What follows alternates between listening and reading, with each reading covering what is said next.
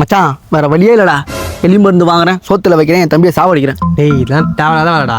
அப்படி என்னடா பண்ணிட்டான் உனக்கு அவன்? அப்படின்னா பண்ணிட்டானா? எல்லா விஷயத்துலையும் அவன் கூட கம்பேர் பண்ணி என்ன திட்டுங்கிறாங்கடா. அந்த நாய் ஏதோ காலேஜ் போச்சுன்னா வேலைக்கு போதான், காலேஜ் முடிச்சு ஏன்டா வேலைக்கு போன என்ன தொல்லை பண்ணுறாங்கடா. எனக்கு எல்லா விஷயத்துலையும் அவன் தானே பிரச்சனையே வைக்கிறான். அவன் மட்டும் செத்துறான்னு வச்சுக்கேன், நிம்மதியாக இருப்பான்டா. உன் தம்பி வரம்புறா. டேய் வண்டி சாவி குடுறா. வண்டி சாவியா? இதை வண்டியில் பெட்ரோல் போட்டு வச்ச மாதிரி கேட்குற? வண்டி சாவிலாம் திரும்ப கிளம்புடா. நீ மட்டும் ஒய்ச்சி சம்பாரிச்சு உன் காசுல பெட்ரோல் போடுற, அப்பா காசுல தானே பெட்ரோல் போடுற. குடுறா வண்டி சாவியா. பாரு எப்படி பேசுறான்னு. டேய் தம்பி என்னடா உனக்கு மரியாதை கொடுக்க மாட்டேறியான்? ஒரே தொலை குத்துட்டே இருக்கியான். தொலைங்காடுறா. ஓ அப்படிங்களா, சரிங்க ப்ரோ. பத்தியா சொன்ன கேட்டுக்கலாம். போடா.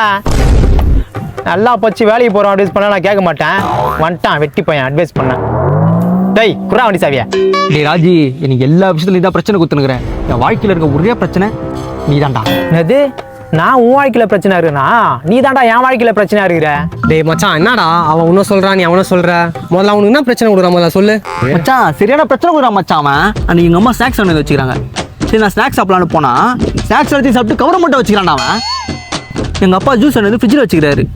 ஜூஸ் குடிக்கலான்னு போனால் ஜூஸ் எல்லாத்தையும் குடிச்சிட்டு தண்ணி ஊற்றி வச்சுக்கிறான்டா அவன். இதெல்லாம் ஒரு பிரச்சனையாடா? டேய் இதெல்லாம் ஒரு பிரச்சனையாடா? மச்சான் அது மட்டும் இல்லடா, அன்னைக்கு எங்கள் அம்மா டீ போட்டாங்க. கம்மிடுறா. டேய் இவ்வளோ உனக்கு என்னடா பிரச்சனை? ப்ரோ நீயே சொல்லு ப்ரோ.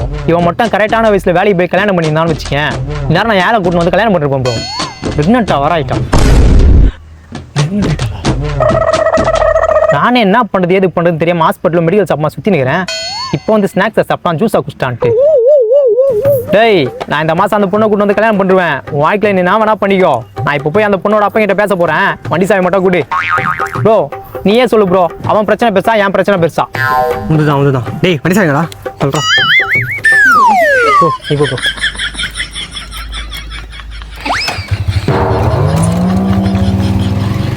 என்ன மச்சான் ப்ரெக்னென்ட் ஆச்சுன்னு சொல்கிறான்.